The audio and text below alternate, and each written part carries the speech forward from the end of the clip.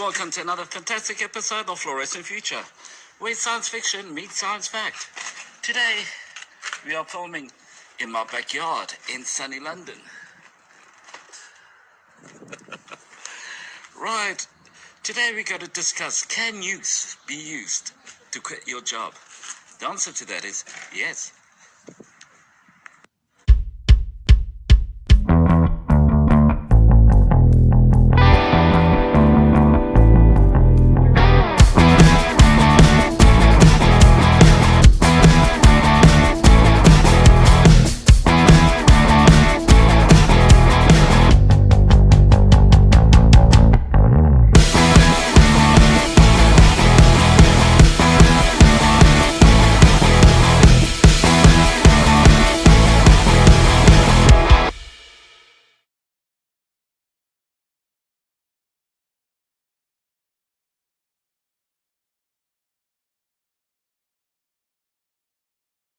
Two weeks ago, I was at a comic shop discussing really important things in life.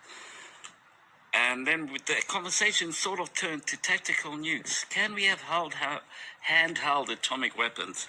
And everyone was saying yes. And I thought, why all of a sudden is everyone acting intelligent? Why is everyone suddenly giving their full knowledge of military warfare that clearly they got nothing to do with? Comic books are a bit different to reality. And then I realized a very intellectually superior woman was around. So naturally, all the cool kids that hang out at comic shops, adults reading comics, decided they're going to be very, very smart. And they're going to start talking all intellectually and stuff, which was a terrible disaster, if I may add. But I did mention to someone, if they wanted to kind of come across as being semi-intelligent, that they should have actually just Googled it. Now, apparently I told the wrong person this because everyone else looked at me really bad. And to my surprise, the following was discovered. Amazing how all these discoveries happen in comic shops.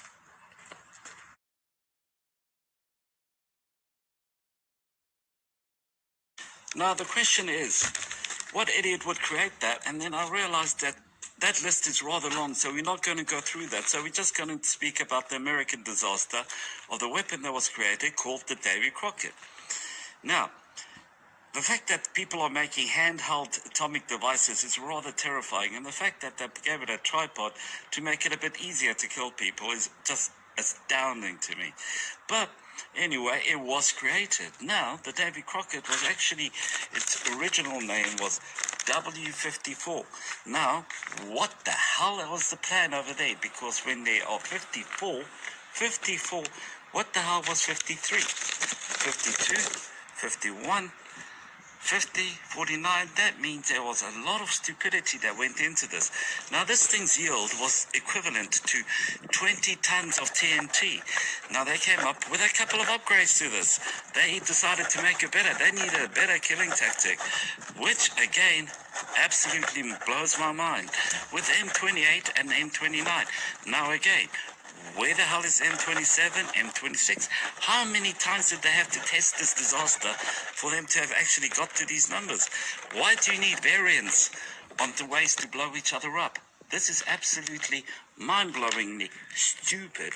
But anyway, we got handheld tactical nukes, which are accurately destroying each other for 160-meter radius.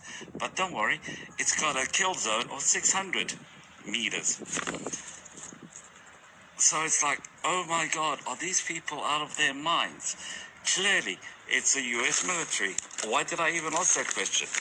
Now, it was usually tested in the desert, but people do not know if they actually had military applications to this in the field. Unfortunately, I would like to remain ignorant to this because it's rather creepy. Now, this was in 1962. Now, to create a nuclear device of such magnitude, one would have to ask themselves where and how And how do you even transport it? Who do you get to operate it? Do you not care about its operator? Do you not care about the person transporting it? Do people really, in 1962, were people that ignorant to not notice that their comrades and their buddies and their fellow scientists are dropping dead?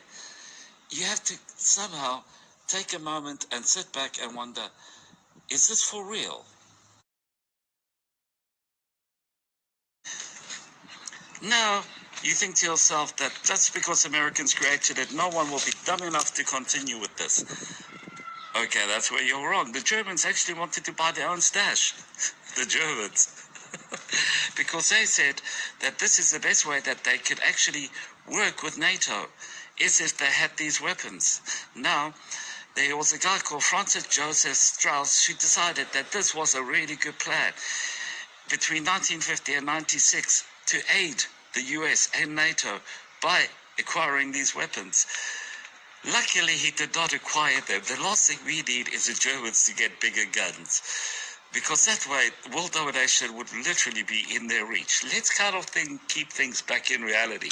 And the fact that they caught this Davy Crockett is beyond me. An American adventurer in a furry fur hat with a raccoon tail at the back. I cannot make any connection to this character with a nuclear device.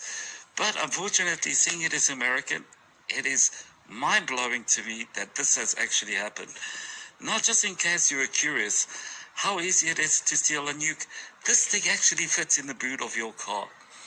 Now, I'm going to show you guys a couple of pictures of this, and then we can all have a laugh together about it. But at the end of the day, was this really a smart move, introducing the world to compact nuclear weapons?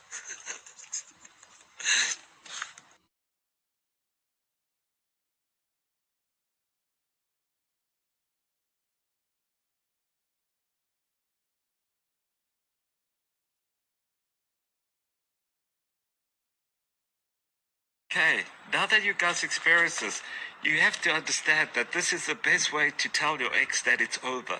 This is the best way to quit your job.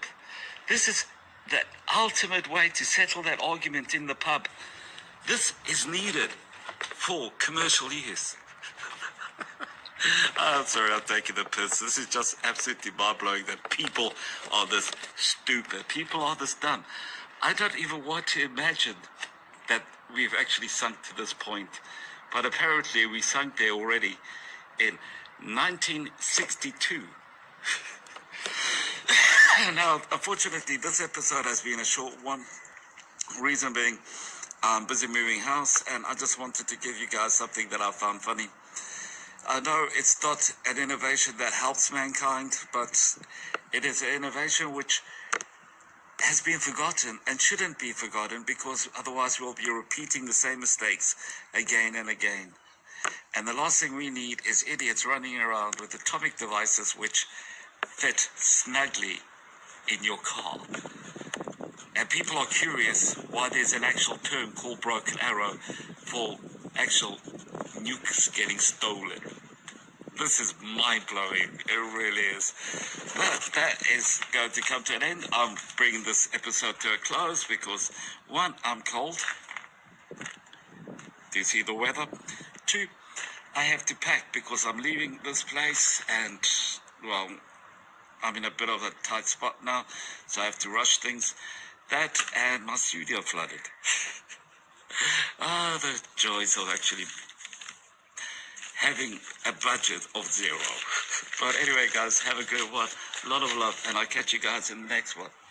Oh, and if there's merch and stuff like that, buy it, okay? And like and subscribe. You.